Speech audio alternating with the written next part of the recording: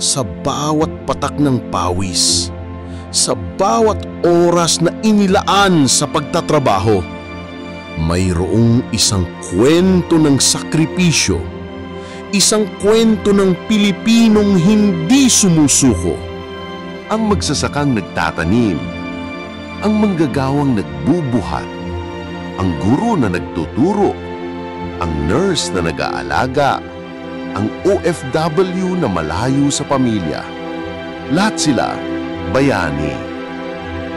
Hindi sila nakikita sa balita, hindi sila nakasulat sa mga libro, pero sila ang haligi ng ating bayan. Ang dugo at pawis nila ang bumubuo sa kinabukasan nating lahat.